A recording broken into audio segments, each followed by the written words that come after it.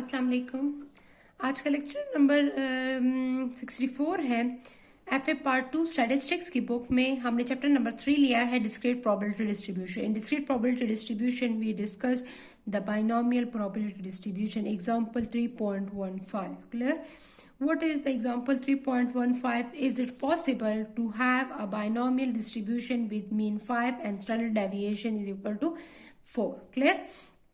ये हमारे पास पॉसिबल है कि बाइनोमियल डिस्ट्रीब्यूशन में मीन 5 हो, स्टैंडर्ड डेविएशन 4 हो।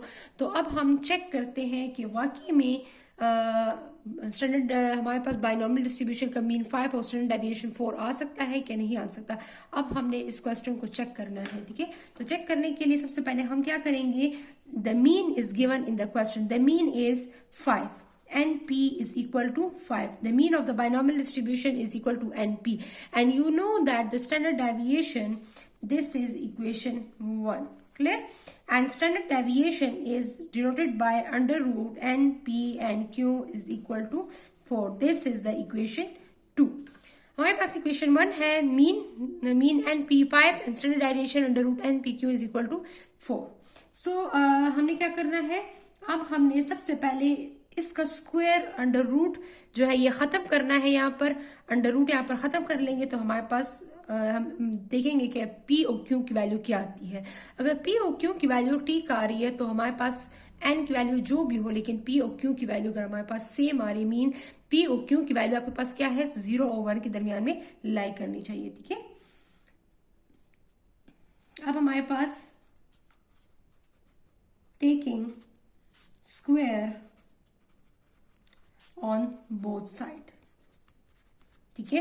हमने क्या कर लिया, यहां पर हमने स्क्वायर ले लिया तो हमारे पास under root N P Q इसका स्क्वायर लिया इज इक्वल टू 4, इसका स्क्वायर हमने ले लिया, ठीक है। तो स्क्वायर अंडर रूट के साथ कैंसिल हो गया, the remaining is an P Q, 4 4 16, ठीक है। अब हमारे पास एन पी की वैल्यू क्या है, एन पी की वैल्यू हमारे पास क्या है इक्वेशन 1 में 5। Put the value, this is the equation 3. Put the value of equation 1 in equation 3. Equation 1 की वैल्यू आपने कैसे पुट करनी है, इक्वेशन 3 में एन पी की जगह मैंने 5 पुट करना है, इस वैल्यू को मैंने इधर पुट करना है। So N P 5 Q is equal to 16, ठीक है।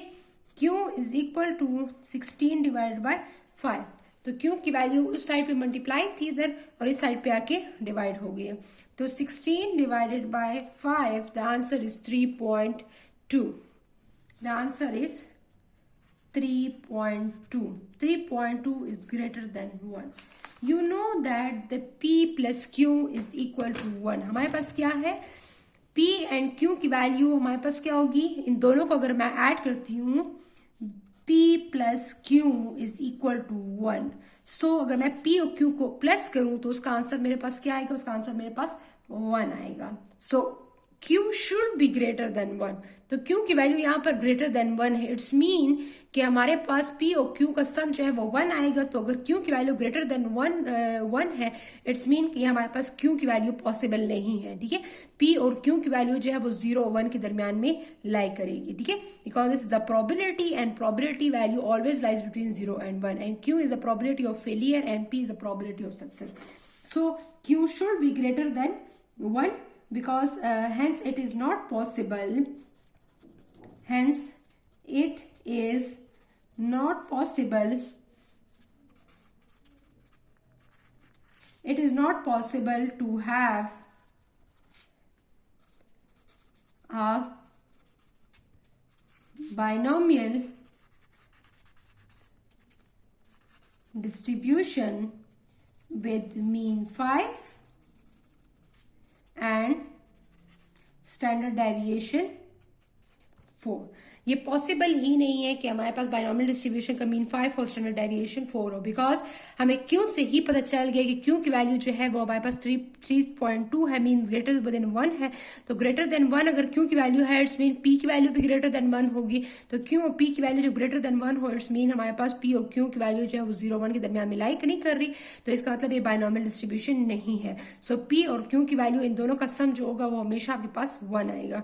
तो अगर आप पी और क्यू की वैल्यू हमारे पास ठीक नहीं आ रही, तो ये हमारा क्वेश्चन हमारे पास क्या है, ये बाइनॉमियल डिस्ट्रीब्यूशन का मीन 5 और स्टैंडर्ड डेविएशन 4 पॉसिबल ही नहीं है। ठीक है, तो इस क्वेश्चन में यही वो था, ट्रिकी था कि आप इसका जो है तो ये अगर आपको पता हो कि इसका मीन और वेरिएंस या पी ओ क्यू की वैल्यू अगर क्या है, तो आप फिर इजीली इस क्वेश्चन को सॉल्व कर सकते हैं।